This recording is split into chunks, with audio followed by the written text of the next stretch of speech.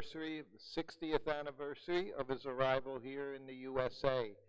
So we have a lot of people, a lot of devotees speaking this evening, and we're already starting a little bit late, and try as much as possible. The speakers are all being asked 10 minutes for speaking. And of course we have one person, Yadabara Prabhu, he's showing a film, so that'll be a little bit more, and then he'll say a few words. But we ask you all, the speakers, to please be ready to be in the area so we can get going. The first speaker is going to be Pyari Mahan Prabhu, then Anuttama Prabhu, Malati Devi, and then it'll be Yadabara Prabhu, and after Yadabara Prabhu shows his film, then we'll be hearing from Radhanath Maharaj. So to get things started, I'm just going to tell one little thing as everyone's getting ready. And this happened in New York when I was there at the Yatra Festival just a few months ago. And we went into Prabhupada's quarters there that they have in the Brooklyn Temple. And of course there they have many of Srila Prabhupada's items. And one of the things that really was amazing to see, some of you may know, as much as you know about Srila Prabhupada's history, you know when he came here, he had a certain pair of shoes. Who knows what they were? Can all say? They were these white plastic, typical, you see them still if you go to Vrindavan in the shops, you'll see very much these white plastic shoes. But what was even more amazing, when he was here and walking around for several months, these shoes, of course, they cracked. And inside of the shoes, he put pieces of cardboard. So this is Srila Prabhupada, and I was with him for a long time, and I could see he was, as far as a sannyasi, he was very much a sannyasi. He was completely detached from anything other than serving Krishna. And whatever Krishna provided, he was satisfied with. And when I saw those pair of plastic slippers, it just showed everything that Srila Prabhupada did just to come to this country so that we could all be here now in this amazing auditorium and glorifying him. So we'll start. Pyari Mahan Prabhu is here. And I ask also, if it's possible, when you come up, before you come up, don't spend 3-5 minutes offering your obeisances and saying prayers. You can all do that before you come up so that everyone can get the benefit of hearing your pastimes with Srila Prabhupada. So please welcome Pyari Mahan Prabhu. Hare Krishna. Thank you.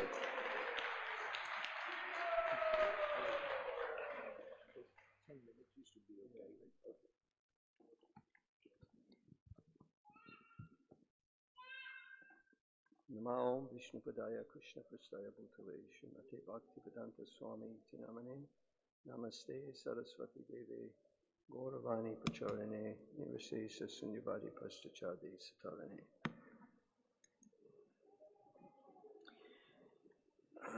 In the Boston Harbor, Srila Prabhupada saw a huge sign. It is either on a billboard or on a warehouse, and it read unalloyed steel. And he accepted that as a sign to preach unalloyed, pure bhakti, no compromising. Most of us know Srila Prabhupada wrote the Makane Bhagavat Dharma after arriving in Boston, on the Jaladuta, and I'd just like to read just a few of the prayers, not the whole thing. Somehow or other, O Lord, you have brought me here to speak about you.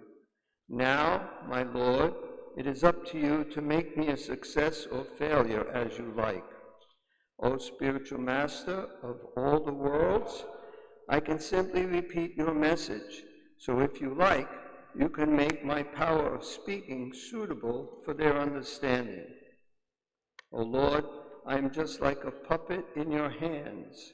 So if you have brought me here to dance, then make me dance, make me dance. O Lord, make me dance as you like. I have no devotion, nor do I have any knowledge, but I have strong faith in the holy name of Krishna. I have been designated as Bhaktivedanta, and now, if you like, you can fulfill the real purport of Bhaktivedanta. And he signed it, the most unfortunate, insignificant beggar, A.C. Bhaktivedanta Swami, on board the ship Jaladuta, Commonwealth Pier, Boston, Massachusetts, USA, dated 18th of September, 1965. So from these prayers, we can get a glimpse of Srila Prabhupada's mood and humility when he first arrived in Boston.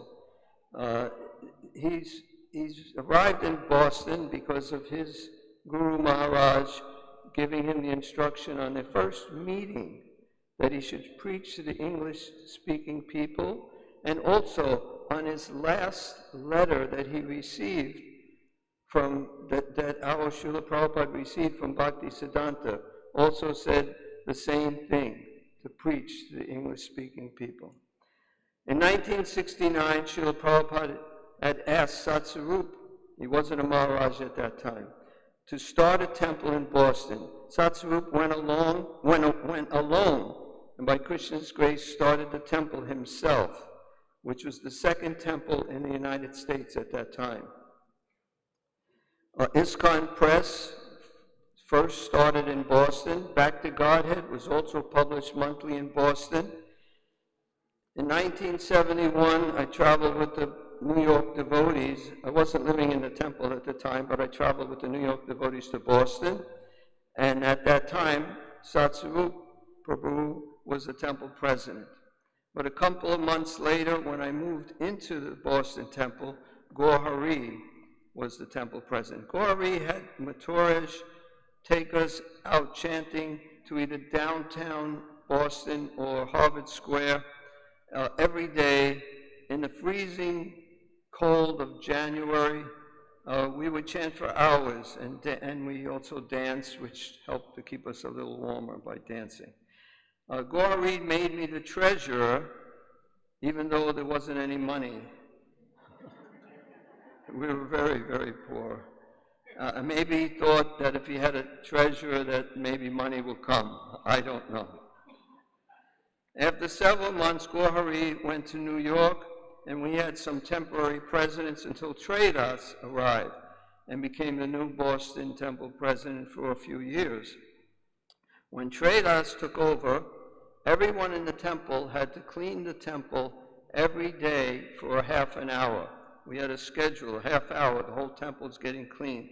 We even cleaned the walls. When we took prasadam, the devotee would tear off a piece of wax paper and place it down where all the devotees are sitting, and we ate prasadam off of the wax paper. Those were our plates. Once a newspaper man came to do a report on us, and he mentioned in his newspaper article that we actually sat down and ate off of the wax paper on the floor. And in his article, he said the floor was literally clean enough to eat off of. Tradas also organized our book distribution door to door, and we covered a lot of the city of Boston.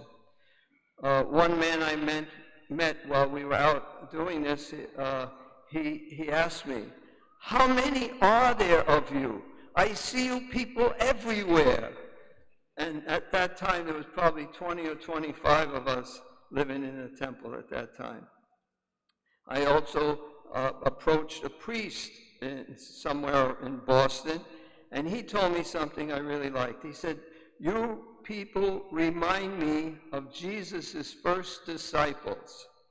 I liked hearing that very much because Jesus is the one who brought me to Srila Prabhupada. I'm going to read a little something here. In 1860, 36 years before Srila Prabhupada was born, Oliver Wendell Holmes Sr. coined the term Boston Brahmins. I originally thought that he came up with this because of the intellectuals in the Boston area, but it wasn't because of that. The Boston Brahmins were Boston's upper-class wealthy families of British Protestant origin. They saw it as their duty to maintain high standards of excellence and restraint. The ideal Brahmin was not only wealthy, but displayed what was considered suitable personal virtues and character traits. The Brahmins warned each other against greed and insisted upon personal responsibility. Scandal and divorce were unacceptable. Many of them did not practice what they preached, but they did have some materialistic idea of what a Brahmin should be. On May 9th, 1968, 108 years after Oliver Wendell Holmes coined the term Boston Brahmins, Srila Prabhupada performed the first Brahminical initiations in ISKCON, right here in Boston. The day after the Brahmin initiation, the devotees went on a walk with Srila Prabhupada. And Pradyumna said to Prabhupada, Boston Brahmins. And Prabhupada replied, ah, yes, Boston Brahmins. 6 men received sacred threads in the first Brahmin initiation. The women were upset, because they didn't get initiated. So the next evening, Srila Prabhupada gave the Gayatri mantra to the woman also, which is some proof that the squeaky wheel gets the grease. So at that time in Boston, Srila Prabhupada was known as Swamiji, but by the love of one of his recently initiated Brahmanis, Govinda Dasi, he was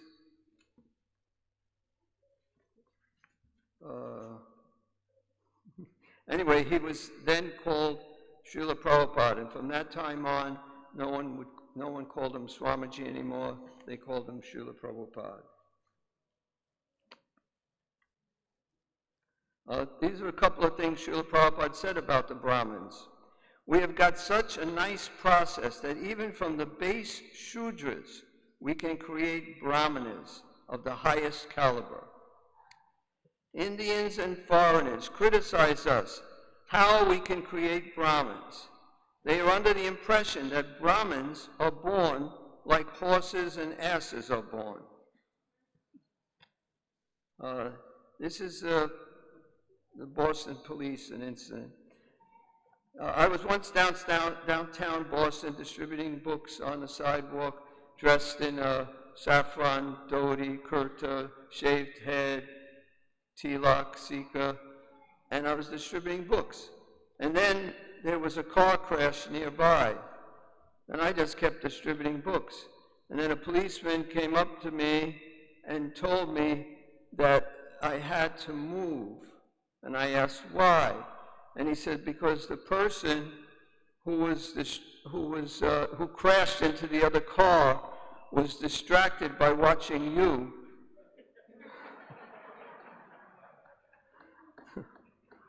So I told him, because the idiot was watching me instead of watching where he's going, I have to move? And he said, yes, more or less, that's what it is. And then I was thinking that if that happened, if there was a beautiful woman and somebody crashed in a car because he was watching this beautiful woman, would they tell this beautiful woman to move? They wouldn't do that. It just isn't fair being in a man's body. So this is where the Boston police helped us. We were doing traveling Sankirtan in Paterson, New Jersey, downtown, dressed similarly, traditional dress, saffron, dhotis, and etc. And the Paterson police picked us up. This is the last one. The Paterson police picked us up. They brought us to the station. They want to know what we're about. They found out we're from Boston. They called the Boston police, and they asked the Boston police, about us. And then they came back and they told us we can go. And I asked if they called the Boston police. He said yes. And then I asked him, what did they say? He said, they said you were crazy but harmless. Thank you very much. Hare Krishna.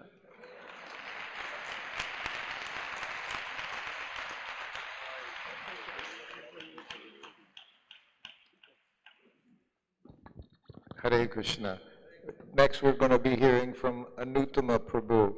I could spend so much time just introducing these devotees. They're all the most amazing, pure devotees, the Srila Prabhupada disciples. But in order to give them the opportunity to speak their time, I have to keep it very short. Anuttama Prabhu, please come up.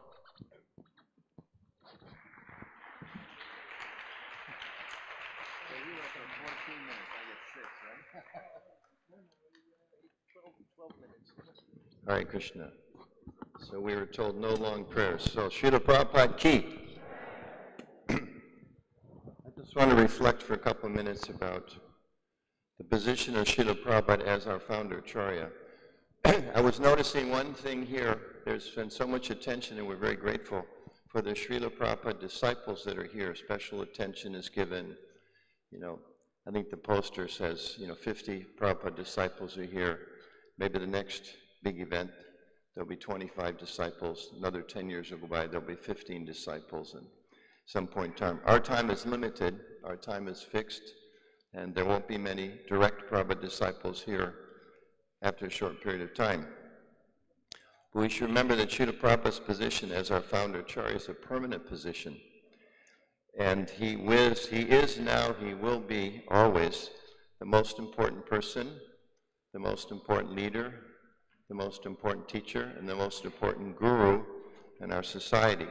And we have to be, especially events like this, we should take the time to be careful to remember that and to plant that fact very deeply in our hearts.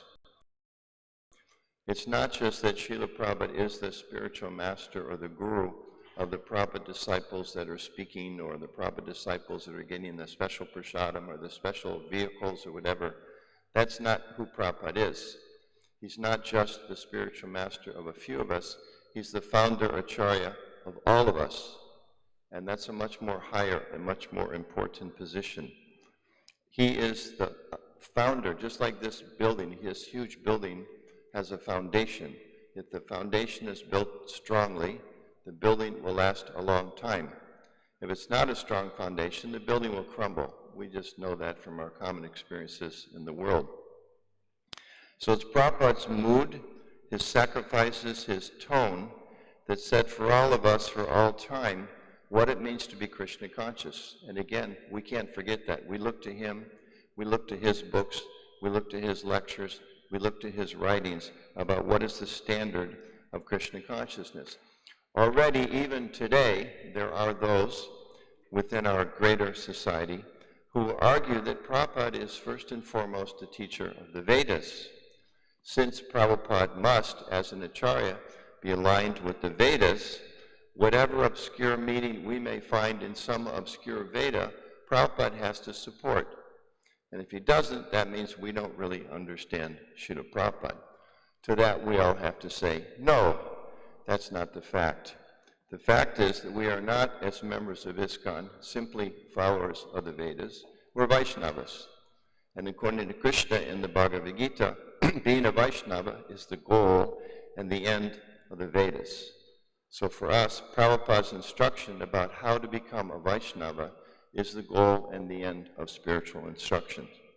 If we keep Srila Prabhupada in the center of the ISKCON society now, 100 years from now, 200 years from now, 500 years from now, our society will be united, it will be focused, it will be energized. And if we don't, as Krishna describes in the Bhagavad Gita, our society will become many-branched, thus weakened. So therefore, in these kind of very special events, honoring Prabhupada, this is the place, 60 years ago, Prabhupada first landed in the United States and launched his global mission. So it's extremely important time and place. At this extremely important time and place, we need to remind ourselves of our extremely important connection with him. We shouldn't think, well, I'm a second generation, a third generation, a fourth generation. This is my guru, that's your guru, that's your guru.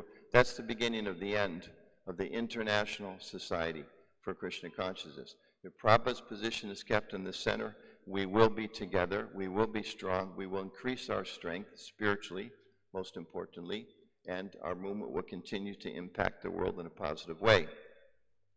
So we need to pray for his guidance, pray for Prabhupada's protection, pray for inspiration from him, and over the rest of the days of our lives, as we meditate on Prabhupada's sacrifices,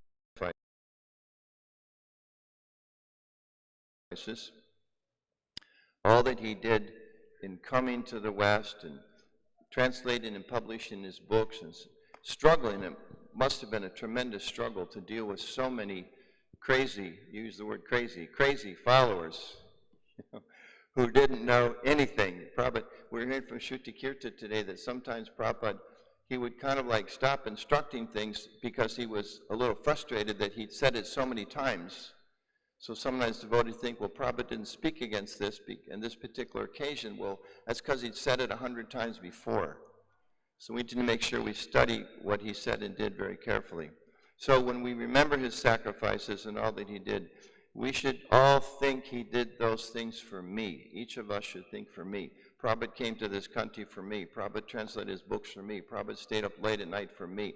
I'm the beneficiary of his mercy and his compassion, and we must therefore think, now, what can I do carrying on his desire to show that same compassion, mercy, love, and care for others? If we do that, we're Prabhupada Nugas, and our society will stay strong. Thank you. Hare Krishna.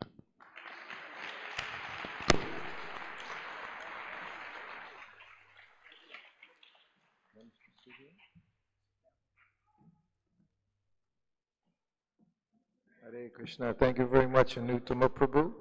Next, we're going to be hearing from Her Grace Malati Devi, and then Yadabara Prabhu will be showing a video and talking for a few minutes after that. If you could also come up on the stage, Yadabara Prabhu. So please welcome Malati Devi.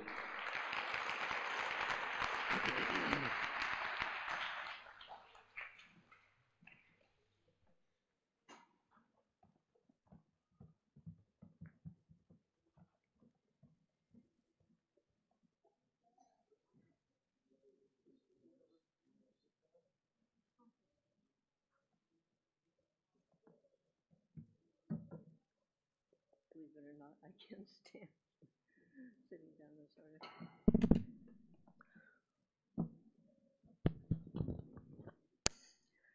Hare Krishna, good evening everyone.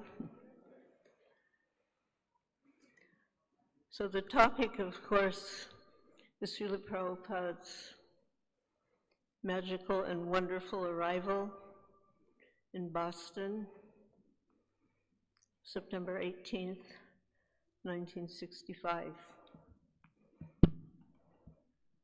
But I'm looking at this beautiful setting here, and I have to make a reflection. And first of all, a slight correction, P.R., I'm sorry, but the second temple in ISKCON, San Francisco, 1967. Boston was 68. I fact-checked it to make sure I had it right. 68 April. So the San Francisco temple was kind of looked down upon a little bit by the first temple inhabitants, the New York folks. And they were very concerned that, you know, these San Francisco people might try to steal their Swami. So they sent a few people out to make sure that didn't happen. And we were trying our best to promote Srila Prabhupada from our small little storefront. And most of our programs were small little programs in small little storefronts.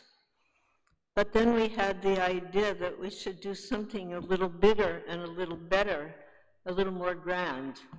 We'd already done the mantra rock dance, but that was, you know, a particular flavor. We wanted something respectable. So we hired this beautiful hall. It was with the, what's the name of those people? The Huh? No. Anyway, not the Hells Angels. It was a beautiful hall. Like this, with seats, with padded seats, a little balcony, and a nice staging area. And we did what we thought was a really good job of advertising. You know, we went to places that we hadn't gone before, respectable places. So we were expecting a full house full of respectable people. And when we got there, barely 3 rows, and mostly ourselves, were present. You know, the saying, the show must go on. So Prabhupada was introduced. He stood up and he started speaking really strongly, as if the place was fully packed. When he was done, he asked, "Are there any questions?" And one young man, he asked a question, "Well, what happens if you start this process, but you don't finish it?" And then Prabhupada, he liked that question. And so he was explaining about spiritual bank account. You cannot deplete it. And whatever you do in this lifetime, even if you don't finish up, you will start again from that same point. There's no loss, there's no diminution. They looked at the young man, so is that all right? And the young man was very satisfied. That young man later on became Tamal Krishna Goswami. But on the way home, Prabhupada was sitting in the front seat, Govinda Dasi in the back seat with her husband Gaurasundar, and she apologized to Srila Prabhupada, and he turned around and he said, "Why?" She goes, "Because nobody was there." Just like this here. I'd like to suggest everybody just come and get closer, but anyways, it was like this, except even less. So she was feeling sad. We were all feeling a little bad. And Prabhupada said, "Why? Narada Muni was there. You didn't see?" No, we hadn't seen. So, but what we did see was how Srila Prabhupada did not hold back to give the message to promote Krishna consciousness to a full house, even if the full house was full of empty chairs. You know. So, wanted to mention that. And something else of significance was the first written instructions for deity worship were written to Satsvarup, at that time Adhikari, in February of '69, regarding the deities hadn't happened yet. So Prabhupada he wrote a letter to Prabhupada, and you can see by the answer what Prabhupada was about the deities. So he said that, where did that go? Regarding your idea of having an installation ceremony for the deities, it is a very good suggestion. And you may also have the sacrificial fire. The deities should be bathed with milk, and while bathing, they must have a covering of thin cotton cloth. And the whole body and the clothing should be wet by pouring the milk. You can see the picture of this in the New Back to Godhead magazine, and perhaps you saw the ceremony that was held in New York. The deities should be decorated with sufficient flowers and nice, gorgeous dresses and ornaments. Beforehand, you should polish the bodies with a mixture of tamarind pulp and fuller's earth.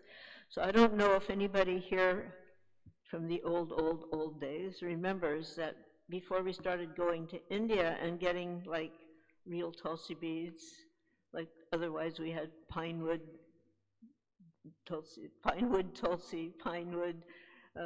japamala, but we used fuller's earth in place of tilak, which you could get at a pharmacy. So he's saying that's how you polish. He said, and then apply the pulp on the bodies and rub it, and then polish nicely with tissue paper. He means like Kleenex, you know, that kind of paper. And then bathe the deities with milk. and dress very nicely with ornaments and place them on the throne with flowers, candles, etc. The throne, if possible, should be coated with silver sheets, and the canopy should be red velvet with gold embroidered work. Actually, in San Francisco, when Lord Jagannath was installed, he gave the request there should be a canopy. And there he said blue cloth with gold fringe. So Radha and Krishna wanted more opulence. So then, before the deities on the staircase, there may be some silver polished cups and pitchers. I think the deities already have helmets, so he was referring to crowns. I think the deities may already have helmets. Naturally, I lose my place. And, sorry, I'm missing my spot here.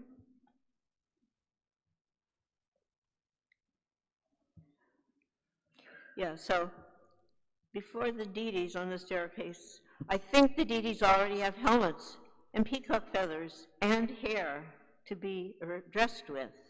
In other words, they were built into the deities. If not, make arrangements for this also. I do not know how big is the throne, but if it is very big, then within the throne there may be a raised seat to accommodate the deities.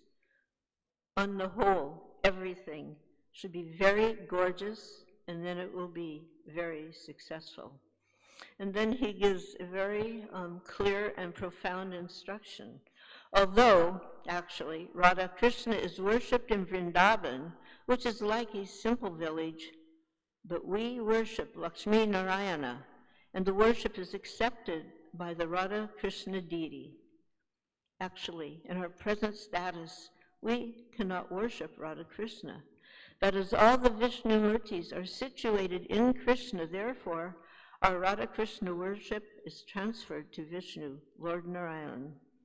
Vishnu worship is the regulative devotional principles, and Radha Krishna worship is spontaneous service of eternal feelings. Therefore, as Lakshmi Narayan is the deity of great opulence, similarly, our Radha Krishna Murtis also should be worshipped with great pomp and dignity. Krishna will give you the proper intelligence to do this very nicely. And so far as the prayers, you may sing Hare Krishna, Govinda Jaya Jaya, and Govindam Adi Purusham. So that letter was on the 12th, and on the 20th, he writes another letter. My dear Satsvarup, please accept my blessings. I beg to acknowledge the receipt of your letter undated. Prabhupada was very clear about we should know the date. He said only an uneducated person will not know the date. So he would mention that. I have a letter from him also. He said the same thing. I received your letter undated. So he continues, I'm very glad to learn about the installation ceremony. I'm also glad to learn that Boston Center is improving and people are taking interest more and more.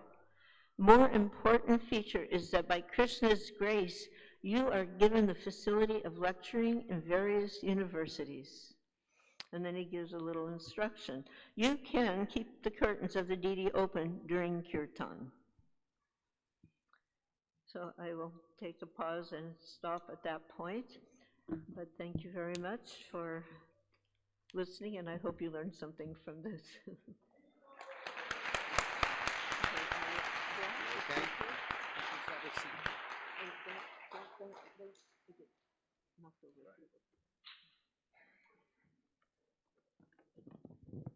Hare Krishna, Yadabara Prabhu. Are you ready? Video is ready? Yes?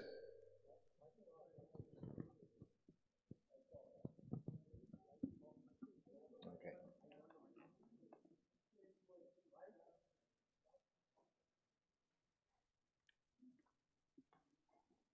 Turn the lights off. Please turn the lights off.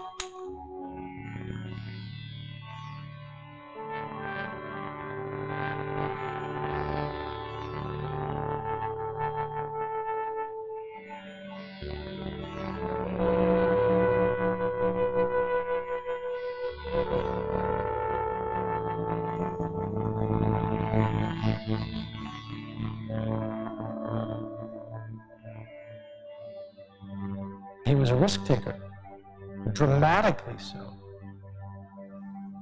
In terms of leaving India with no money, coming here without any contacts or influence.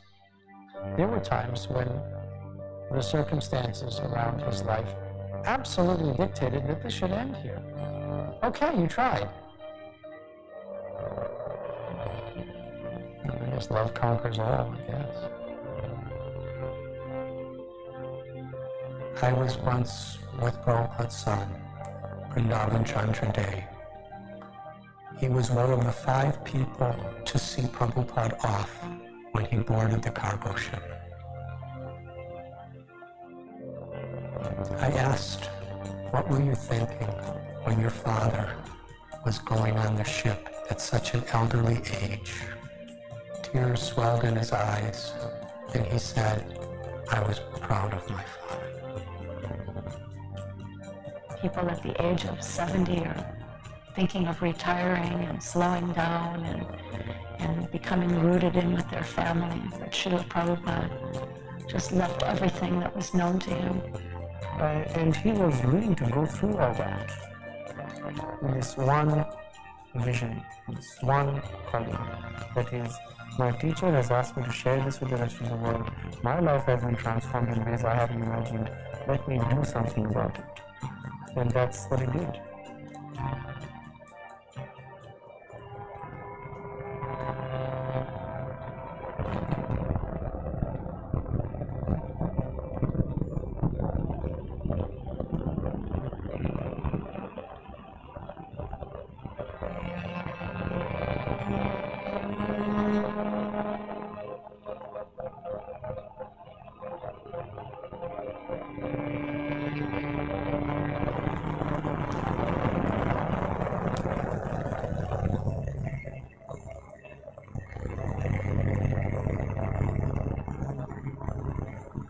This was not a luxury ocean liner. It was the opposite. And he wrote about it later that that ship was like a tiny matchbox just being tossed.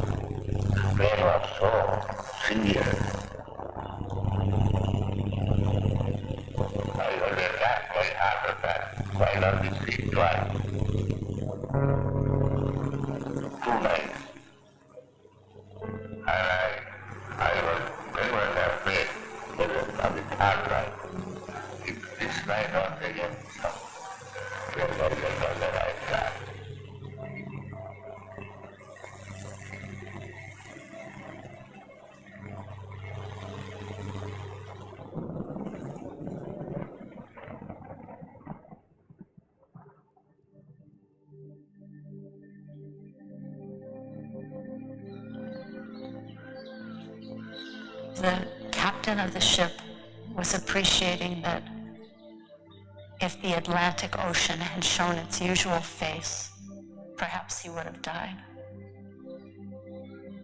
And he had a dream that Krishna was rowing that boat.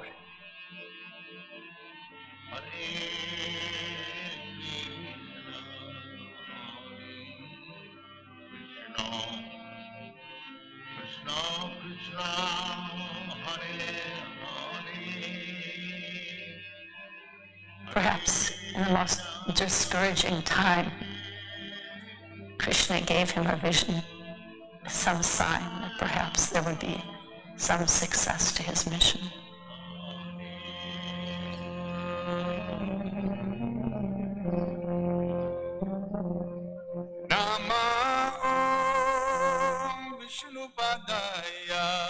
When I was on the sea at Boston port, I was thinking that I have come here, I do not know what is the purpose.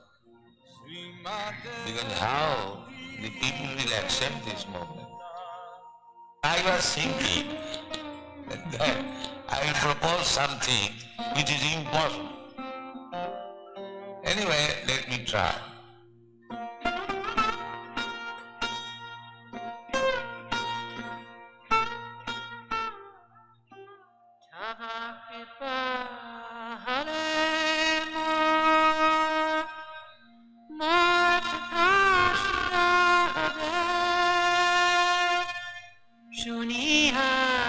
parashoka dukache kuchi bhai nacha nacha nacha prabhu nacha se mate.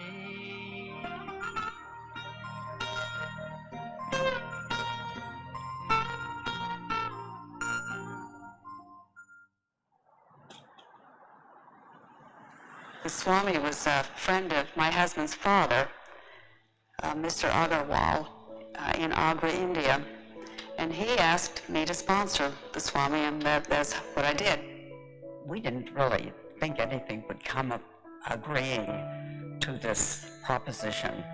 I called my husband at work and I said, Gopal, honey, sit down. We just got a letter, and the Swami is going to come to Boston in 4 days. The Swami came with so few possessions. He came with the clothes he had on his back, he had a typewriter, and he had his books. And he had a bag of cereal. Imagine coming to a country on the other side of the world with so little. For his first night in America, he slept on the couch. Next morning, the children came downstairs, and they were in shock, looking at this scary man with orange cloths on him. He loved the children. He played with them, and I could see it was a true love for them, not just fake stuff. Kamla, the older kid, she called him Swami Jesus, because we called him Swamiji. We thought that was so funny. He was a lot of fun, too. He would go shopping with me at the supermarket. He loved walking through the aisles. And of course, the people stared at him. Every day at 9 o'clock, he would begin to prepare his lunch. It only took me one time to realize that we would like that lunch too. So the kind man he prepared our lunch every single day. Although it was a small county, I was very much in London. There were so many churches, and I spoke in many of the churches there. Lord Jesus Christ, He is the best Son of God. We have all respect for Him. Yes. It does not matter in which country and which atmosphere you are preaching. This is prayer. So one has to associate with the devotee before realizing Islam. But it is not that God has got only one soul. God is unlimited. He has unlimited devotee love. He stayed with us for a month in Butler, and I learned, over the time, I learned to love him as I would a father-in-law. I enjoyed my association for that 1 month with him about as much as I've enjoyed anything in my life. I was just so sad to see him go. See, his Swami, he gave him the job, he told me, of taking the holy book, the Bhagavad Gita, something, I can't pronounce it, translate it into English for the English-speaking world. He was going to New York. It was going to be winter. It was good. Cold weather was blowing already. And I thought, oh, that man, he doesn't have a coat. Nothing to protect him from the weather. He was going on an overnight bus. I'd be scared to go to New York myself. I remember I just could hardly say goodbye to the man. I felt so bad, I cried.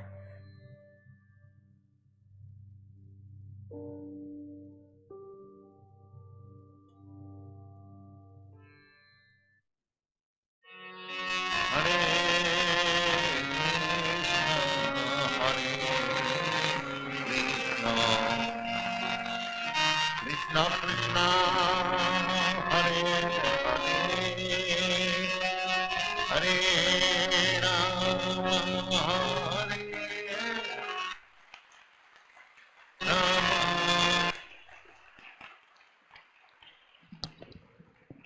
Krishna. Now we're going to hear a few words from Yadabara Prabhu. Of course, all of you know we're eternally indebted to him and his wife Vishaka Devi for so many videos and so many photos that we have to relish all of our lives. So thank you, Yadabara Prabhu.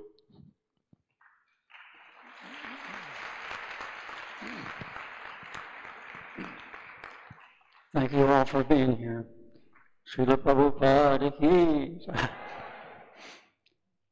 I'm also emotional seeing that, that video. Just a word about Prabhupada's encouragement to us, Vishaka Devi and myself, as filmmakers. Karanda Prabhu, back in 1973, asked Prabhupada, we'd like to make a film on ISKCON. At that time, there was no films about ISKCON. And so Prabhupada liked the idea. We had been sending movies and still photographs back to the BBT at that time. And so Karanda liked our work. So Prabhupada actually gave us $16,000 from his book fund at that time. Now at that time, that fund was used for building temples and printing books. So that $16,000 today is over $100,000. So Prabhupada, we can understand that Prabhupada knew the importance of media. So in 2017, we produced Hare Krishna, the mantra, the movement, and the Swami who started it all.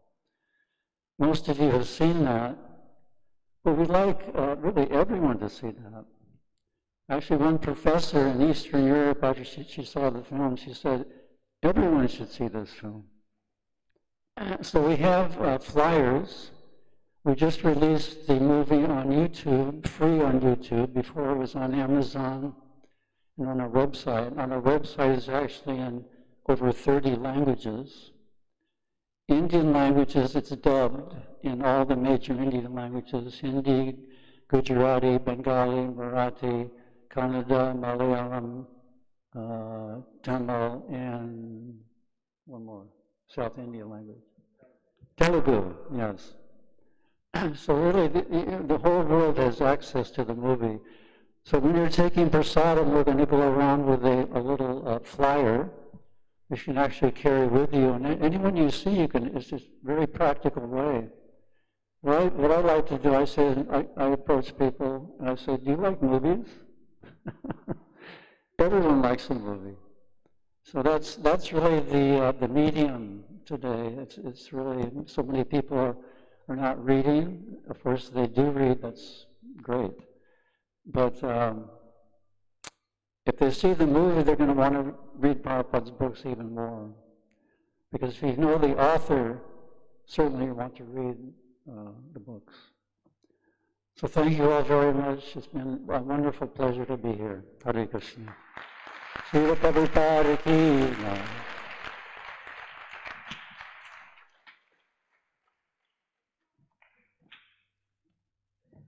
Hare Krishna.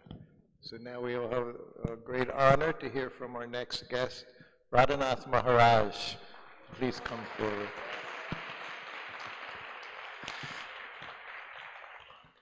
Malati, she mentioned, and this happened with Srila Prabhupada a few times when he would say that Narada Muni had come to the kirtan. In Vrindavan, in Radha Damodar temple, when Prabhupada gave first initiation, second initiation, initiated some sannyasis, Prabhupada said that Narada Muni came and Rupa Goswami also appeared. And I believe in London, very place, he had asanas set up.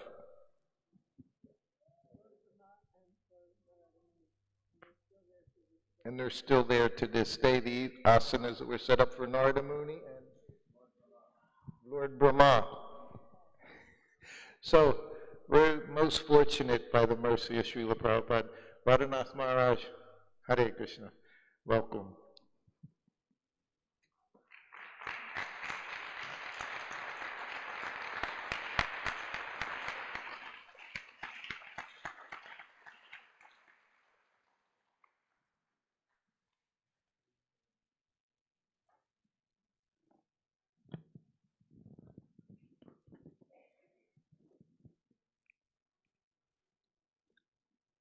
Nama Om Vishnu Padaya Krishna Prishtaya Bhutale Srimate Bhaktivedanta Swamin Iti Namine Namaste Saraswati Deve Gauravani Pracharine Nirbhishesha Shunyavadi Astatyate Shatarine Vanchakalpatarubhyascha Kripa Sindhubhya Eva Cha Patitanam Bhavanebhyo Vaishnavebhyo Namo Namaha Sri Krishna Chaitanya Prabhu Nityananda Sri Advaita Gadadhar Srivasadi Gaur Bhakta Brinda Hare Krishna Krishna Krishna Hare Hare Hare Rama Rama Rama Hare Hare.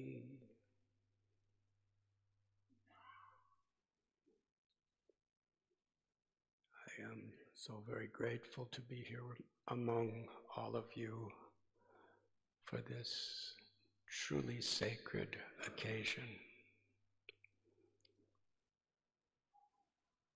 For devotees all over the world, for millions of followers, this is one of the most sacred of all occasions.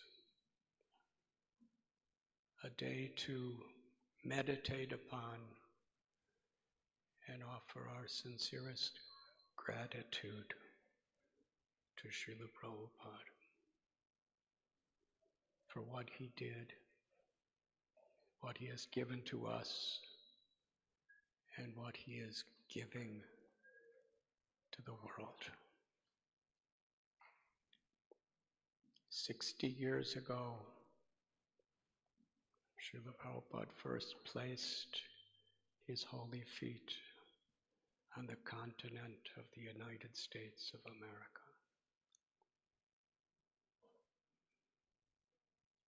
To cultivate a deeper sense of gratitude, it is something very relevant to ponder the background of Srila Prabhupada's coming,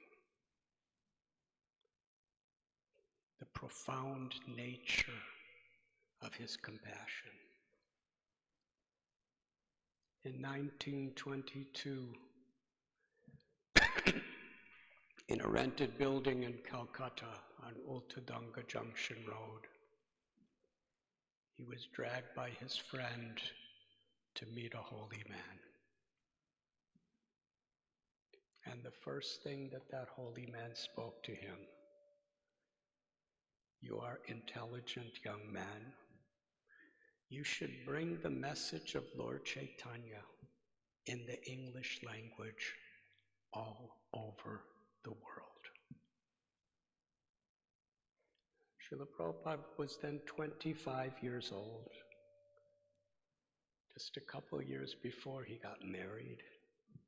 Just a year before he had his first child. He had a job at Dr. Bose's chemistry laboratory. And he was a completely devoted follower of Mahatma Gandhi's freedom movement. And Srila Prabhupada, he didn't know who this person was. In one sense, Gandhi's movement at that time was very similar to the counterculture in the 1960s. They had their dress, they had their ideology, they were against the establishment. Srila Prabhupada said, "Who will listen to India's message until we get freedom? First we must get freedom." And Srila Bhakti Siddhanta Saraswati Thakur Prabhupada gave him an eternal message that politics are always changing. Who is ruling, who is controlling? The real problems of life are birth, old age, disease, and death. Real freedom is the freedom of the soul from the bondage of the ignorance of the bodily identification, which is causing all the suffering throughout this world. The need for Lord Chaitanya's message is urgent. It cannot wait for any adjustment. At that moment, Srila Prabhupada accepted Srila Bhaktisiddhanta Saraswati Thakur Prabhupada as his guru, his eternal father, and surrendered to that mission. He prepared for doing this for the next 43 years. He had to go from Calcutta to Prayag, Allahabad at the time, for his business. His family was growing, so many responsibilities. But he was always meditating with complete determination and surrender.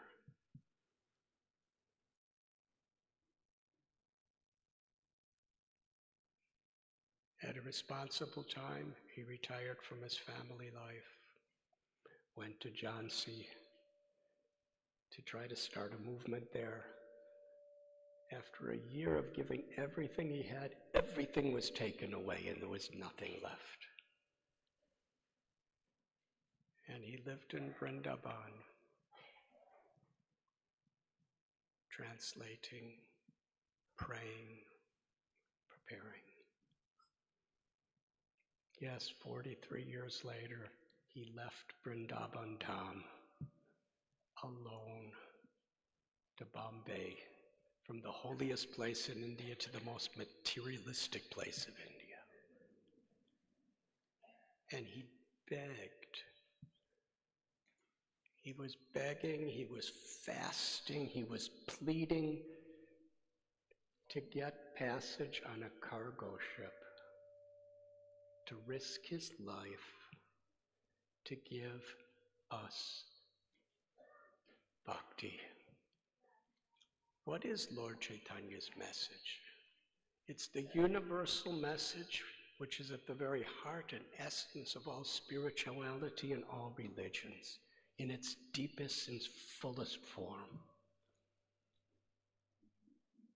Lord Chaitanya Mahaprabhu taught Prema Pumarta Mahan, that the highest and only true goal of life, the only real freedom of the soul, is to awaken pure, unalloyed, ecstatic love for God. And Lord Chaitanya was teaching beyond even love of God, the intimate love for Krishna, of Sri Radharani and the inhabitants of Vrindavan's heart. How to bring that message to the world. When he was given passage on Jaladuta, he took a train back to Vrindavan, then to Calcutta. He went to Mayapur and prayed at his Guru Maharaja's Samadhi for the strength to fulfill his mission. He went to Shantipur to pray for Advaita Acharya's mercy to fulfill this impossible mission. And then on Friday the 13th of August 1965, he boarded the MV Jaladuta, a cargo ship. And the first day at sea, he writes in his diary, he was struck with seasickness. There were 38 more days to go.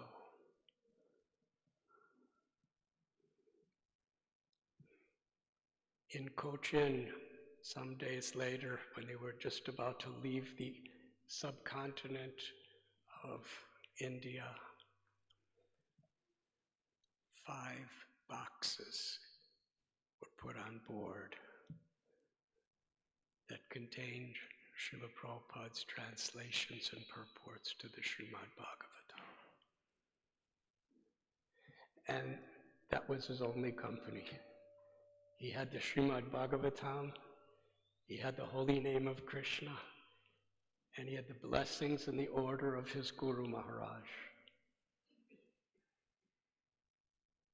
And just a few days later in the Arabian Sea, we saw in this beautiful film that Yadubar and Vishaka put together, there was heart attacks, seasickness. That's the beginning of the journey. He sailed across the Arabian Sea, the Bay of Bengal, the Indian Ocean, the Mediterranean Sea,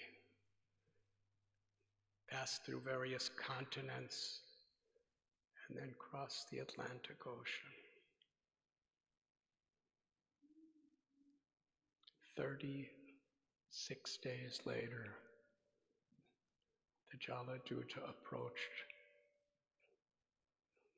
the city we are gathered together today, Boston, Massachusetts. And Srila Prabhupada wrote this beautiful prayer. He really didn't know before he came to Boston if anybody was even going to be there to welcome him. It was in Boston that he called the Agarwals.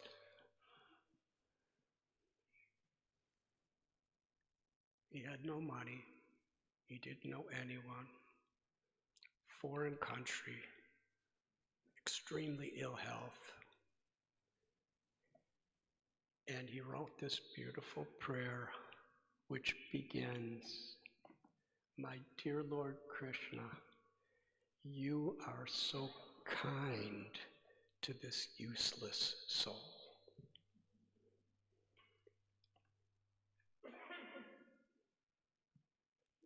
Poverty, uncertainty, heart attacks. He's praying, you are so kind to this useless soul. But I do not know why you have brought me here. Now you can do whatever you like with me. This one verse from this beautiful prayer encapsulates the true spirit of the very heart of Bhagavad Gita, Srimad Bhagavatam, and all religions. True surrender. Surrender to be an instrument of Krishna's compassion. Because Srila Prabhupada's heart was so filled limitlessly with ecstatic love for Krishna. Upon seeing the majesty and the glory of Boston, which was incomparable to anything that was in India at that time,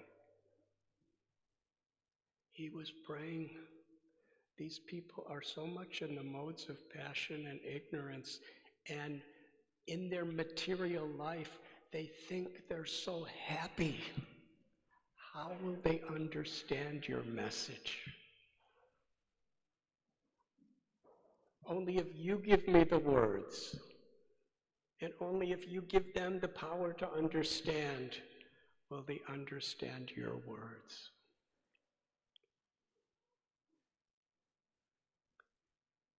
There's compassion for one's family, for one's friends, for one's countrymen and women.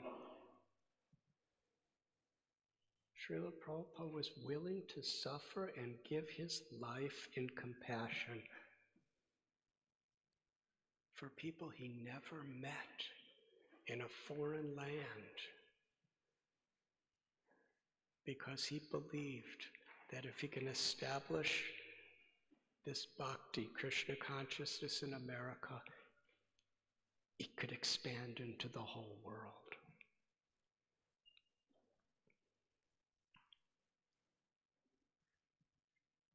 Yes, the sacrifice, the love, the compassion that Srila Prabhupada embodied really is our only qualification. And going to Butler, Pennsylvania, where there was really no interest. There was just a family who felt sorry for him and liked him. And then he came to New York, and the struggles and the disappointments. In his diary in New York, first time I ever read the Jaladuta diary, I was at the Radha Govinda temple during Ratha Yatra in New York City, and Bali Mardan Prabhu had the original copies, and he showed it to me in the lobby of the temple, and I sat for hours just reading, and he allowed me to read. But there's a passage, Srila Prabhupada bought a tape recorder. He saw an ad in a New York newspaper. And he recorded, he was immediately using technology. He recorded his own chanting and his own speaking. And sometimes when people would come, he would play the tape, and he would speak. And there's occasions in the diary where he said, "Nobody came tonight, but I played the tape and I spoke." With full enthusiasm. Nothing could dissuade him. That is compassion. And now, millions of devotees all over the world, temples, festivals, hundreds of millions of books published. But it's beautiful, because even when things were growing like this, and even all the sacrifice, hardship, determination, and love that Srila Prabhupada expressed, he would give all credit to his disciples. In 1973, I believe, in London, they installed Radha Gokulananda. Devotees from all over the world had come. And the next day on his Vyas Puja, on his birthday, devotees came to glorify him. And if you listen to his lecture, I just heard it a few days ago, he quoted Sri Chaitanya Charitamrita. And he said, "You will be happy to know that we have just published Chaitanya Charitamrita." Srila Prabhupada, when everyone was sleeping, he would be up every single night, 7 nights a week, for hours translating, in the day, in the night.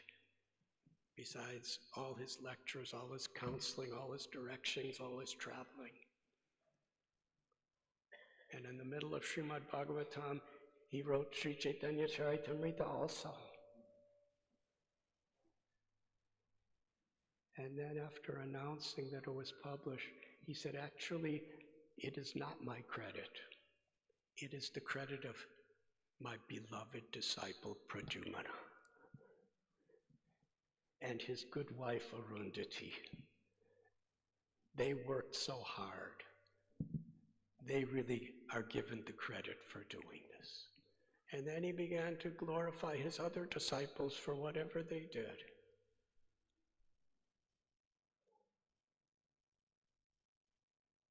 This is a very holy occasion to reflect on how we could actually and truly offer our gratitude for Srila Prabhupada's example as the Acharya,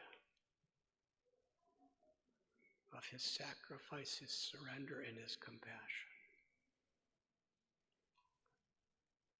By really appreciating the way he did those devotees who are assisting him in his great mission.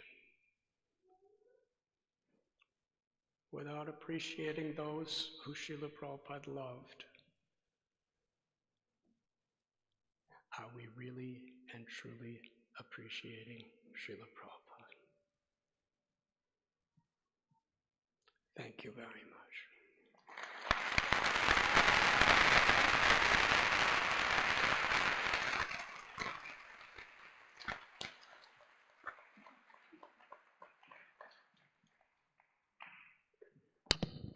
Thank you very much, Maharaj.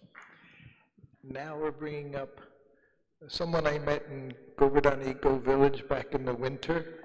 At that time he was Happy Jack. You'll all know why. Now he's Rasananda Prabhu. So please come up. He's going to be making some introductions here of some of our guests, very special guests. Please come, Rasananda Prabhu.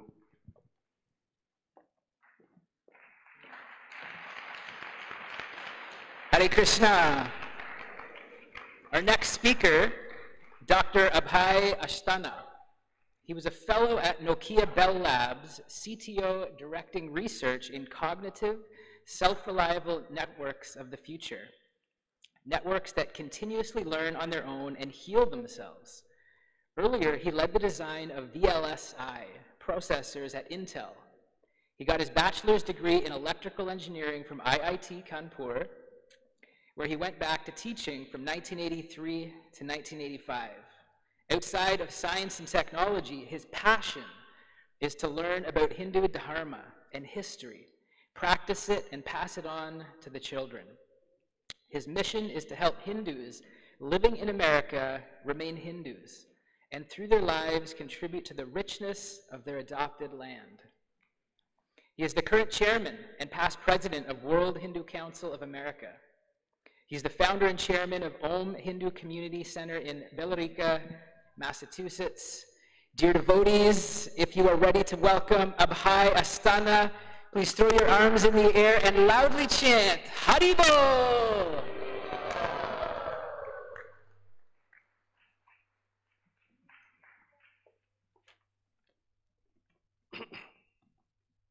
Namaste and Hare Krishna.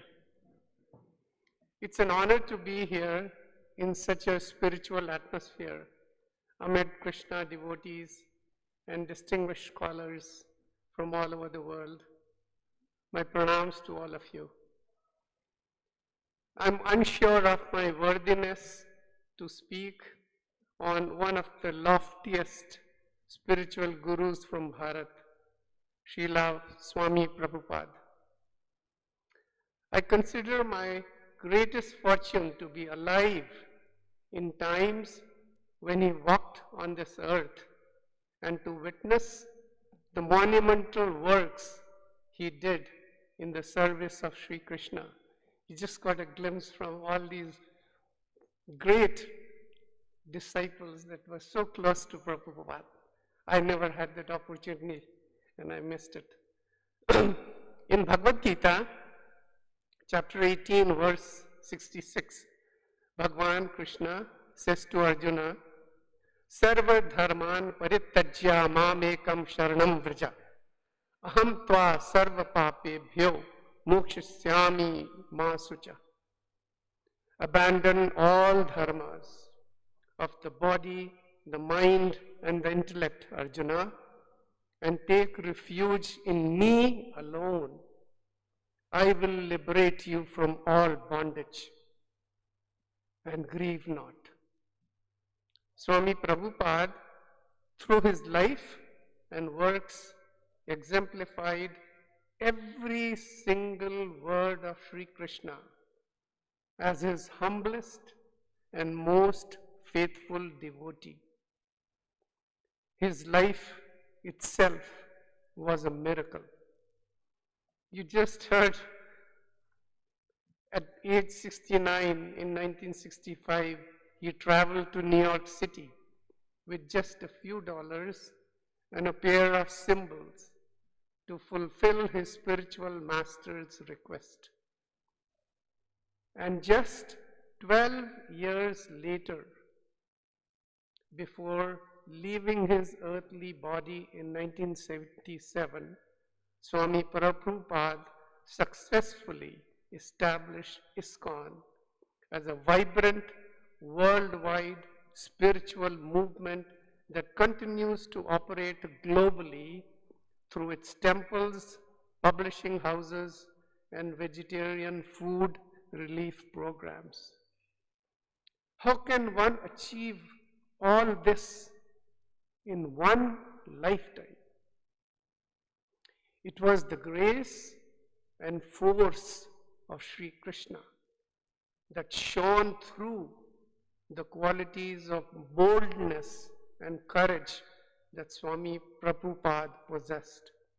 His tremendous personal spirituality and holiness, and his incredible determination.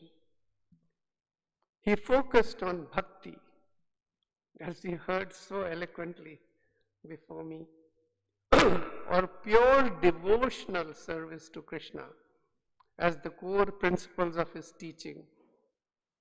His indomitable spirit to pioneer the Hare Krishna movement alone without significant resources is perhaps one of the most courageous steps in human history.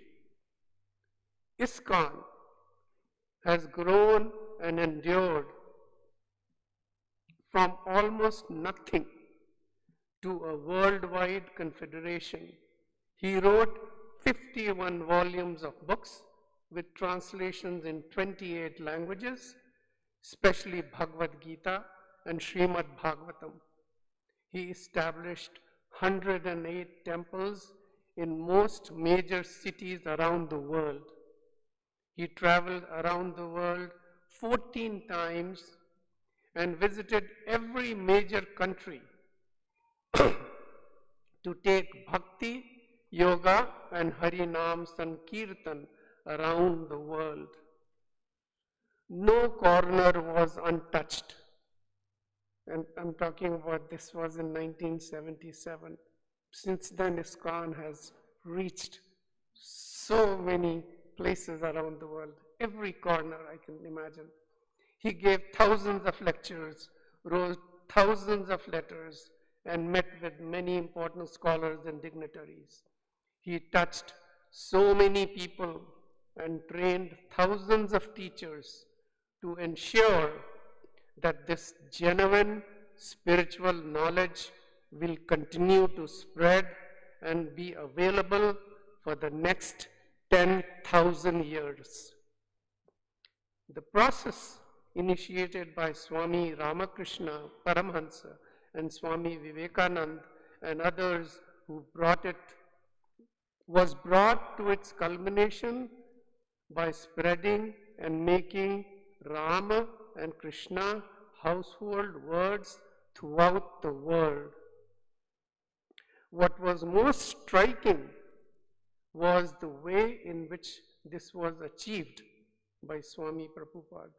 In a materialistic, hostile culture, what was earlier done through sword and guile with great financial resources and state power was done by one solitary man through love, compassion, cooking prasad, and singing the name of Sri Krishna.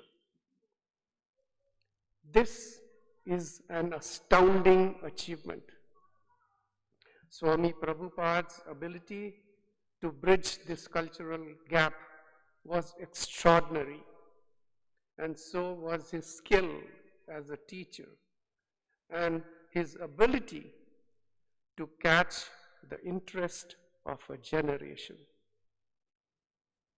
He humbly allowed himself to be an instrument, a flute in the hands of Sri Gopal, and let his eternal breath and purifying music flow. Hare Krishna, Hare Rama, Rama Rama, Hare Hare. Namaste.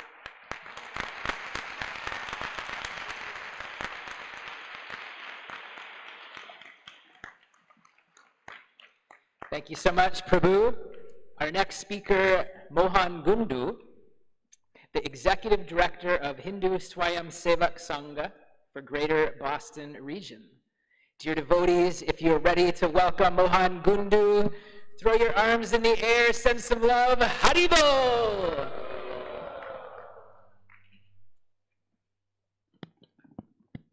Hare Krishna. I would like to thank Vanamali Prabhu for inviting me to this very meaningful recreation of the journey of Srila Prabhupada.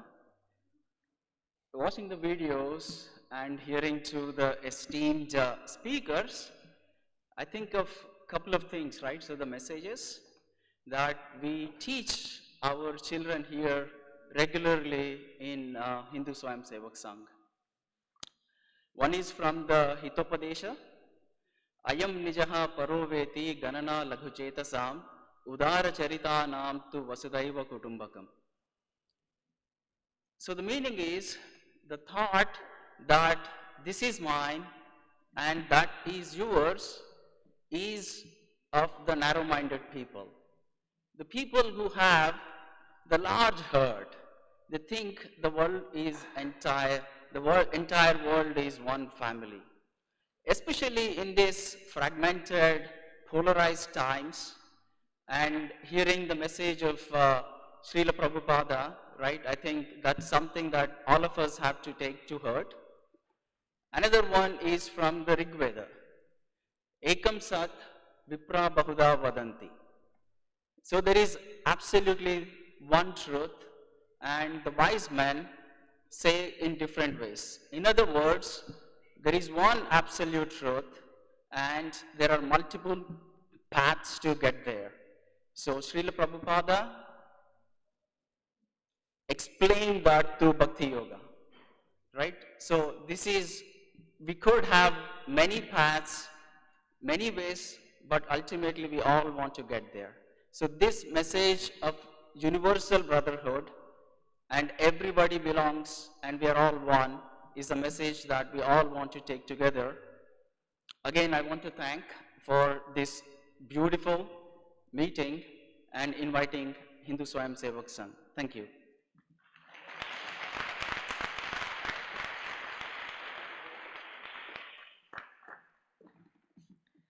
Thank you, Prabhu.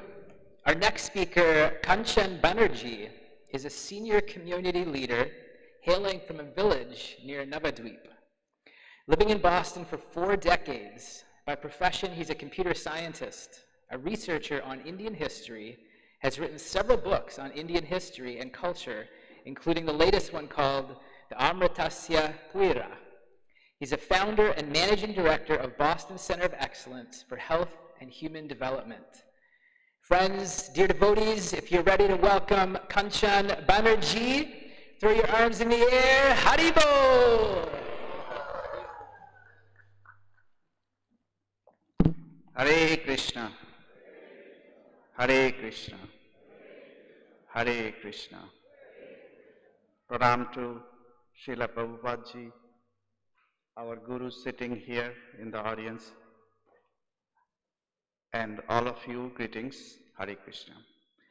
I won't take much time. Being a student of history, I just wanted to travel you through a part of this history of this country. In a few months, we will celebrate 250 years of independence of America on July 4th, 2026. In this 250 years, very few people who made impact in this country, in this society, and Srila Prabhupada is one of the greatest ones.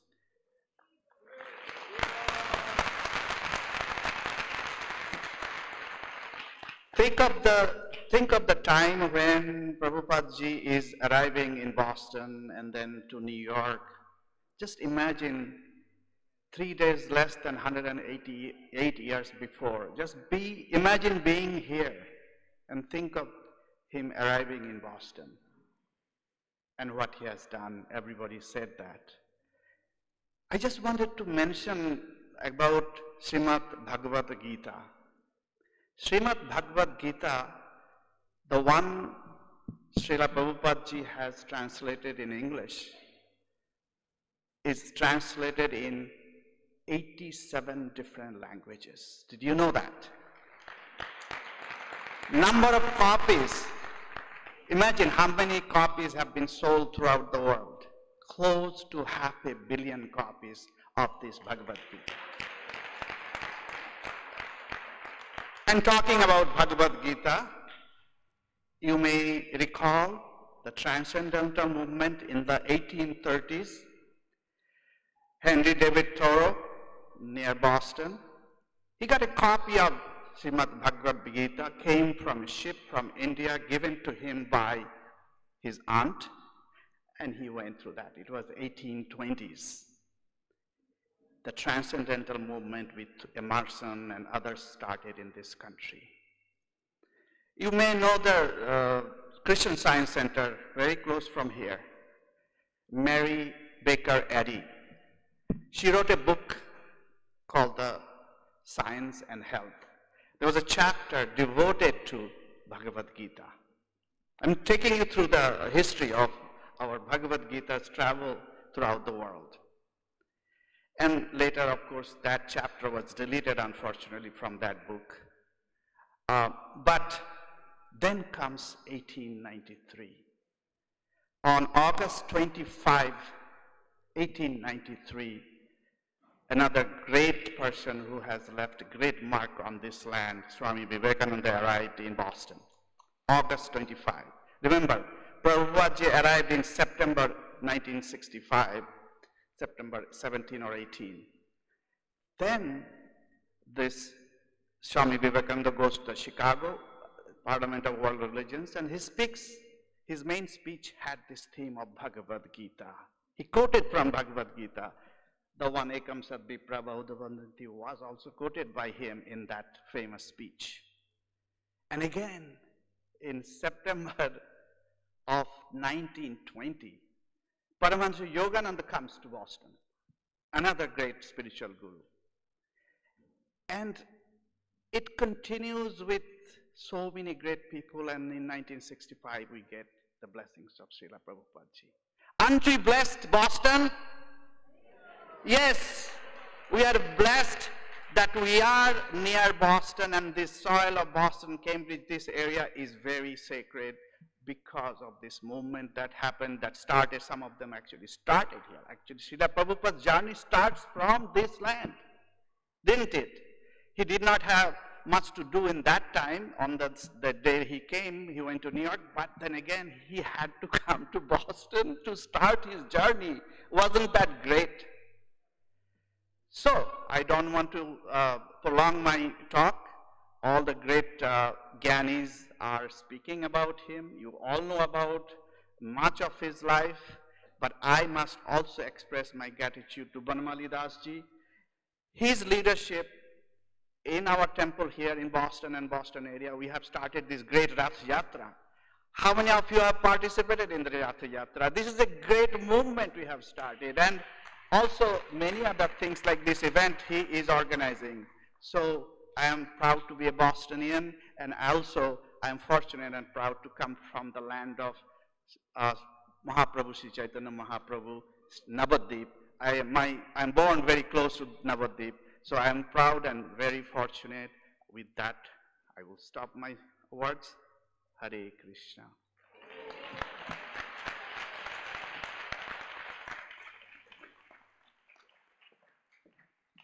Hare Krishna, thank you, Prabhu.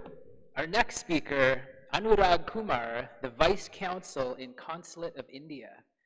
Dear devotees, if you would love to welcome Anurag Kumar to the stage, throw your arms in the air and loudly chant Haribol!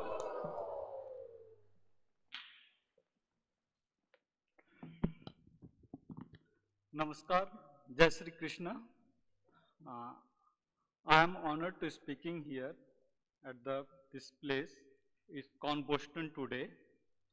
As a representative of Consulate General of India, I am delighted to witness a beautiful community which has been developed here, the Krishna devotees. You people built here a very good community, ISKCON community, which is spreading love and the Krishna's message.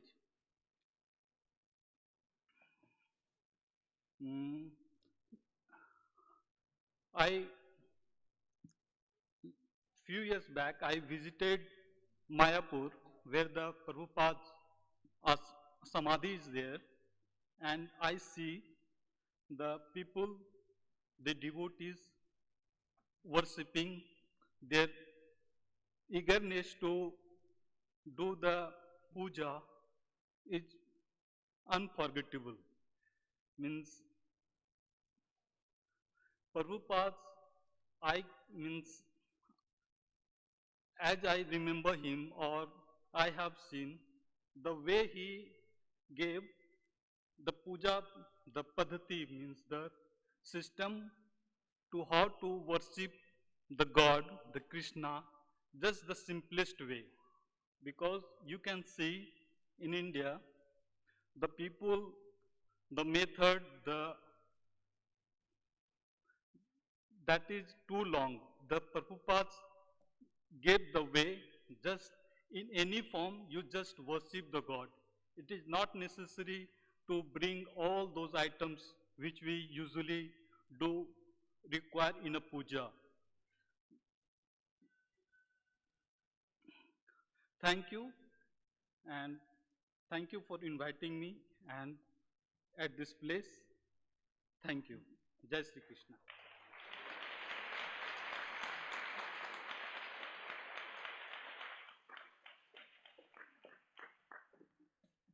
Thank you, Prabhu. Our next speaker, V.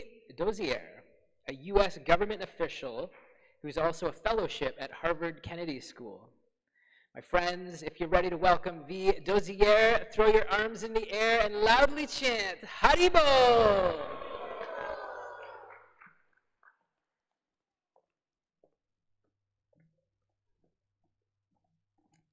Oh boy, I'm so honored to be here today. I didn't even know what to expect. 3 weeks ago when I moved to Boston to come here as a fellow, the one thing I told myself is to open my heart, open my mind, and open my eyes to opportunities moving into a new place. And so little did I know what that meant when last Sunday I walked up the street in search for dinner, and I heard some music playing, and I walked up towards Central Square, and something just got me to just keep walking up, thinking that there were trucks around up the street that I could buy my dinner from. And this gentleman, Vishal and Ryan, and they stopped me and they said, hey, would you like to get some books? And I said, what books are you guys selling? And he said, would you like the Gita? And I said, what is this? And he explained a little bit to me, and I said, no thanks, I'm not interested, I'm a Catholic. And he said, no, and we had a little bit of a dialogue, and they invited me to come here today. And little did I know just how much this was gonna touch me, how much I was going to be moved by the talks that we had last night. And so today I just wanted to say that I am really honored to be here to celebrate this 60th anniversary of Srila Prabhupada's mission journey, and that reminds me that God's love reaches across cultures, boundaries, and oceans and traditions. And so regardless of whether you're Catholic or Hindu, our faiths have one thing in common, and that's God's love.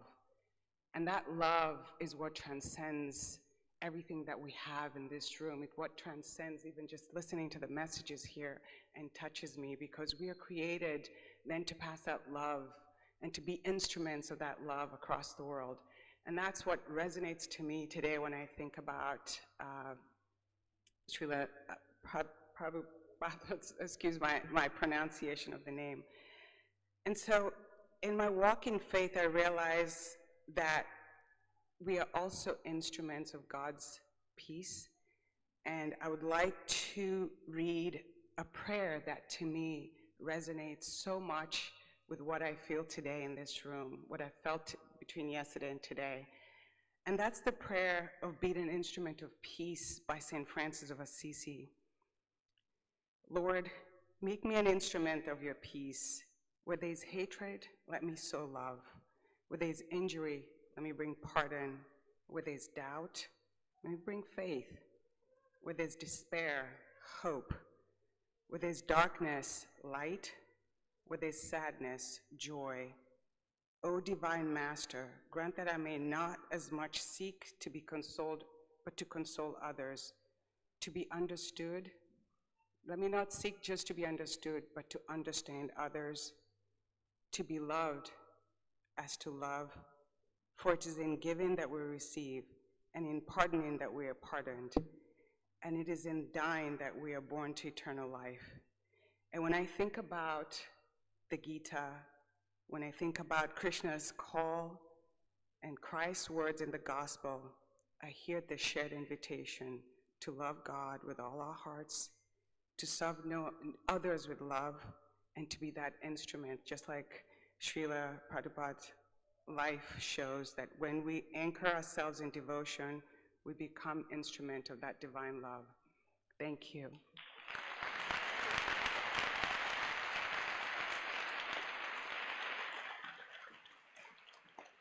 Thank you so much. That was beautiful. Our next speaker, Prahlad Casey, from the Harvard Faculty of Arts and Science and Honorary Council of Nepal.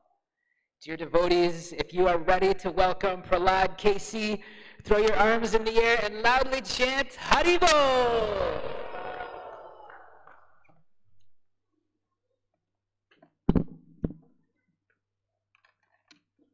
Thank you, Prabhu. Hare Krishna. I am so blessed and so honored to be here with among the amazing gurus, and it's my sincere respect. And I'm really not here to give a long talk or anything like that, but the journey of Srila Prabhupada's, it's amazing. We have already seen and we have heard from amazing gurus, so I really don't want to go over that. But it is inspiring to see and what he has, sacrificed to arrive to America.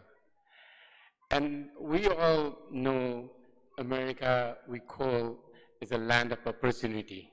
People come here in search of freedom, in search of a better life, in search of economic reason, and for all kind of reason, to get something out of here. But look at the Prabhupada's journey. This is a great man's journey. He didn't come for anything. Rather, he came to give. He came to give the true love of Bhagavad Gita, true love of Krishna, to spread the wisdom of Krishna. And that's, the sacrifice he has gone to, one man living at the age of 69, coming halfway around the world with all the medical issues. He came and survived, not knowing where he was going to, whom he was going to meet, and how he was going to do what he came to do. So, looking at it, so he inspired America, not only America, rather the whole world. It's just like he came to light, he was a one-lighted candle, and he lighted millions of candles now. And now I hear from, 24-hour Krishna's Mangal Arati going all over the world. Can you imagine one person's sacrifice? And that's what it is. We are here to celebrate the Srila Prabhupada's devotion, unconditional love to spread the world. Haribol.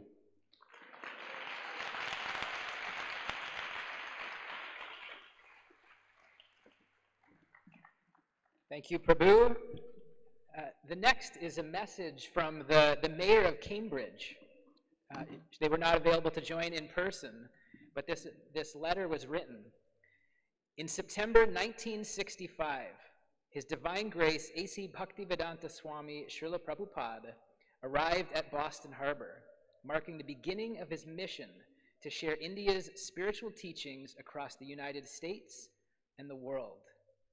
From that moment grew a global movement rooted in spiritual practice, interfaith dialogue, cultural exchange, and community service, one that has positively impacted countless lives. The International Society for Krishna Consciousness, ISKCON Boston, will commemorate this milestone on September 13th, 2025, with a 60th anniversary celebration. The entire City Council go on record recognizing the 60th anniversary of Srila Prabhupada's arrival in Boston, to be commemorated on September 13th, 2025, at MIT's Kresge Auditorium, and in extending its best wishes to ISKCON Boston, its president, Vanamali Pandit Prabhu, and all involved for a meaningful and successful celebration, and be it further. And now, friends, we're honored to welcome the legend who brought this all together. Please, if you're ready to welcome Vanamali Pandit Prabhu, throw your arms in the air. Haribo!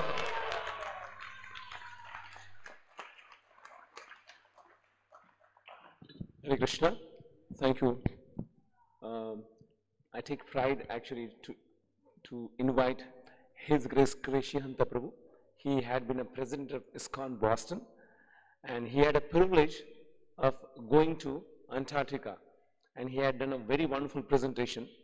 So I request His Grace Krishihanta Prabhu to come and show his presentation. Thank you once again. Please be seated. I just want to tell you we have a live telecast from the journey the Jaladuta had taken from different places. We have live, people are there in the morning, early morning at Colombo, Sri Lanka.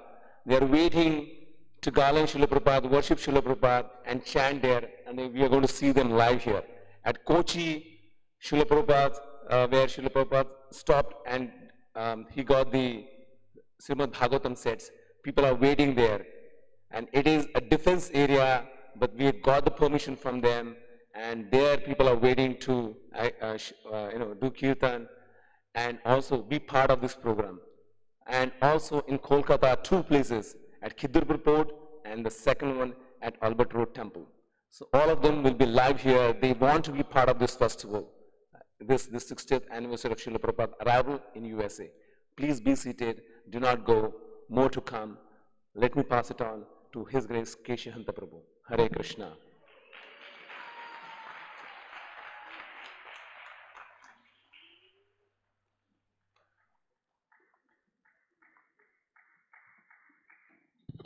Hare Krishna.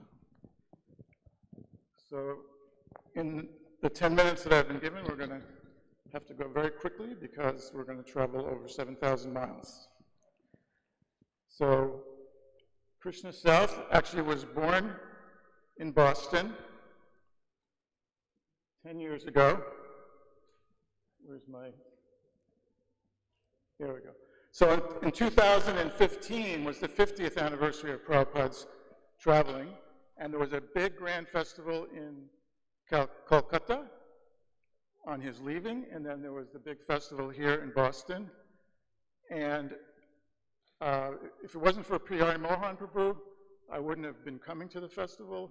He promised me a place to stay, and then somehow or other, it fell through at the last minute, so I stayed with a friend, Trivakram, who you'll meet in a minute.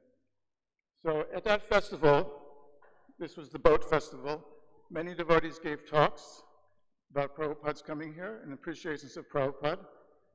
And then there was an evening program at Faneuil Hall, something similar to this, but in Boston.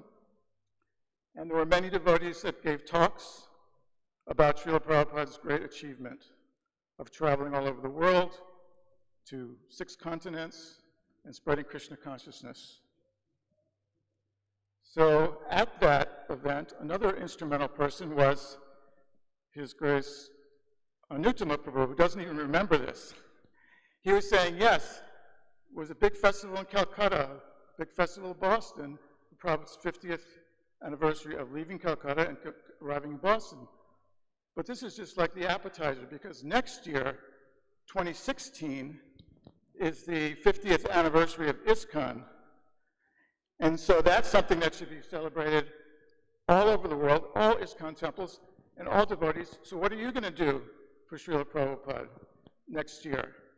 So I was with my friend Trivikram, and we were sitting there hearing many lectures about Prabhupada traveling all over the world. Yeah. And it's been compiled by the devotees at the archives that Prabhupada traveled 12 times around the globe. He went to 6 continents and 25 countries. But there's one place he didn't go, and because there really wasn't much of a purpose at that time for him to go there, was Antarctica, the 7th continent. So the way to get there, the closest way to get there is from the southern tip of South America at a place called Ushuaia, which is known as the southernmost city in the world. And so here's Trivikram, my friend who couldn't make it today. He's from the rock band, or the Krishna Core Band 108. And he was also a devotee in Boston for many, many years. And one of the things he brought with him were these big Hare Krishna stickers. So he was doing his sticker Sankirtan by putting them up in different places. So this is in Ushuaia, the southernmost city in the world, the Hare Krishna sticker. And coincidentally, the ship that we went on was also called Ushuaia, the same name as the town. And it's the MV Ushuaia. MV stands for motor vessel or merchant vessel. So the Jaladuta was also known as MV Jaladuta. So we were thinking that this was like our Jaladuta to take Prabhupada to the final continent.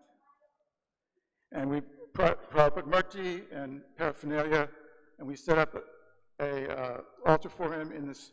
It was like an expeditionist ship that was bringing tourists to Antarctica. So as I said, from the southern tip of South America, Tierra del Fuego, it's about 600 miles to the Antarctic Peninsula. And you have to go through what's called the Drake Passage. You can see there it's where the Pacific and the Atlantic meet, and it's very turbulent waters. So it happened to be that we were crossing that on the November 14th, which is the Western date of Prabhupada's disappearance. So we were meditating about Prabhupada's journey and how difficult it was for him at his advanced age going on a cargo ship. And of course we know and we've heard about Prabhupada's journey and how there was, rough waters. So we observed Prabhupada's disappearance day on that date on the ship. And we had made an arrangement for him to stay on his Vyasasan, even though the ship was also listing. On the next video, can you turn the volume up? This one's okay, but yeah. So once we went through the Drake Passage. It takes 2 days, and then you get to Antarctica. You can't go off directly from the ship. They don't have like big docks there, so they have these things called zodiacs, which are like Navy rafts. So this is just showing how you can get from the ship onto the continent of Antarctica. So it was the first day that we arrived, and we were encouraged by the expedition leader to bring Prabhupada onto the continent the first day, because he says you never know when you go on a trip to Antarctica, the weather can change, the ice can change, you may not get back there again. So he said, go for it.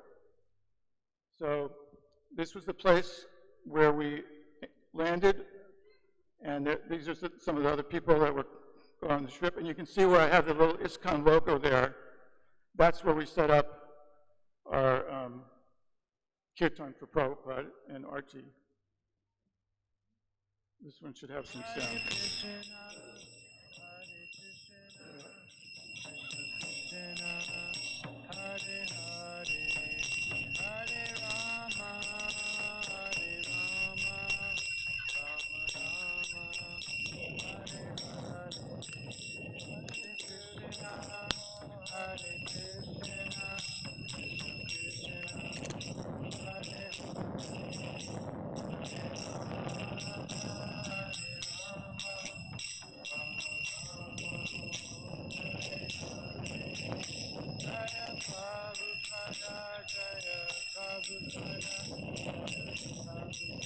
Remember, Srila and I are old Boston devotees,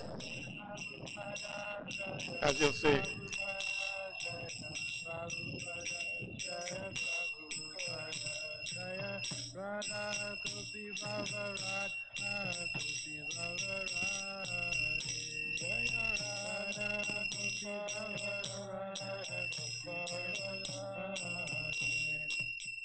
We're just doing a little ceremony or a little Hare Krishna Kirtan. And it's like the anniversary of our spiritual teacher who came to the West. So we wanted to like honor him by bringing him to Antarctica and then chant this special mantra like that. Okay, next please.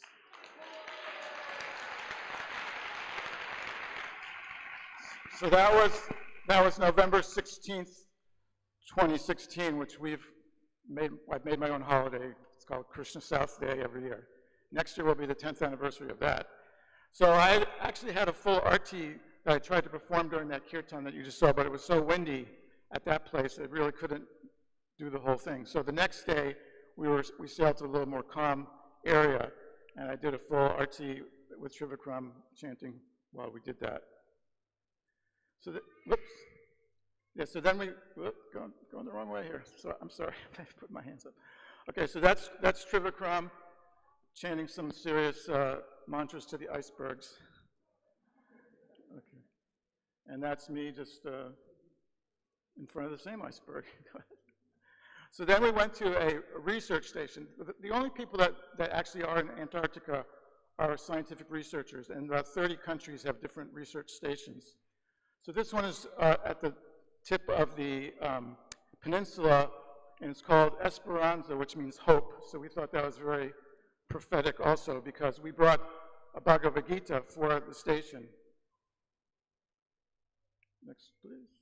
And this is the station master, Lieutenant Colonel Miguel Vasquez, and I presented him with a Bhagavad Gita translated into Spanish, and he said he would put it in the museum or the library. I guess I should have brought two. And so he was very appreciative of that. So of course, Prabhupada was always stressing book distribution, so we thought, well, we can't go to Antarctica and just do a kirtan. We also need to get some books out there. So, do you see up? Whoops, go back, sorry. The top there, Argentina, Esperanza, that's where we distributed the Spanish Bhagavad Gita. And if you look down below, it says Vernadsky, Ukraine. So I had Niranjana Swami, another Boston devotee, I had him bring me back a Bhagavad Gita from Kyiv in Ukrainian. Unfortunately, we were supposed to go to that station, but the ice did not allow it. But the expedition leader, who was very helpful to us in our mission, he said, well, I will be going back there later in the season.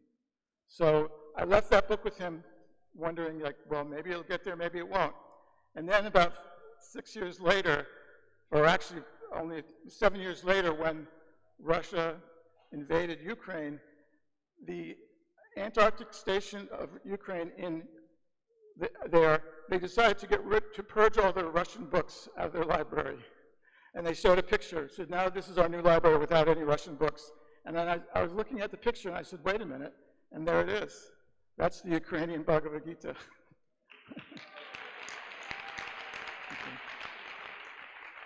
We weren't going to be going to any of the American stations, but because Prabhupada came to America, I thought, well, they need to get some too. So I was able to arrange with a lady that works for one of the companies that supports the research, that she was going to be going to the American stations, including McMurdo, which is the largest station. They have people there all year round, and it's like 1,200 people during the summertime, and also to the South Pole. So there's Gitas in those two places as well. So also, we made the Krishna South flag, which this is the flag that was in Antarctica. And you can see there, we're not supposed to say it publicly because of the GBC, but Trivikram initiated some penguins while he was there. And you can see he's got his tilak on. And this is us with the flag at another part of the peninsula. And then we also put it up, and we had a kirtan, and we had some penguins, you know, paying obeisances to the flag as they went by. And then the last day when we were getting ready to leave Antarctica, we had some more kirtans with the penguins, and then brought this banner. And one of the expedition leaders who was putting together a video for, we didn't know that at the time, he took a picture of us. And later, when they produced this video on our way back to Ushuaia, and they showed it, and this was in the video. And on the ship was 90 passengers from like 30 countries, and they were all going back to their home countries, and we're going to show that video to the people, and so everybody would see Hare Krishna in Antarctica. And the last thing was they gave everybody, they were going to say, you know, we're going to give everybody a certificate. And so again, I was great friends with the expedition leader, and I said, you know, we went to all this trouble to bring our spiritual master here in his statue form. Can we get a certificate for him? And he said, well, just write his name down, and there you go.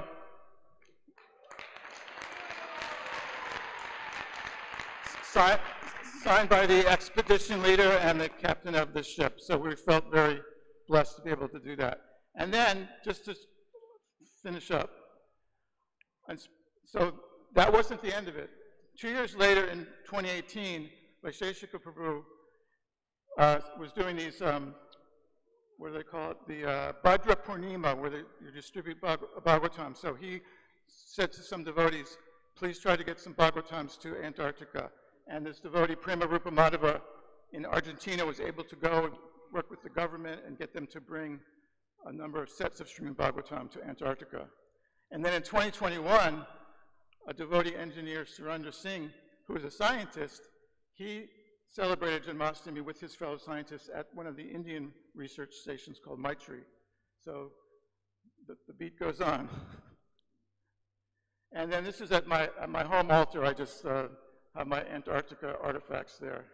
And it's part of my daily puja. I offer to all the holy places, and then I offer to Krishna Dakshin, Krishna South. So that's all my time. There's a lot more that you can read about and see. I have this little website called krishnasouth.com, and there's a lot more of the wildlife and the icebergs and all that. But for this, I had to focus on our Krishna South mission. Thank you very much.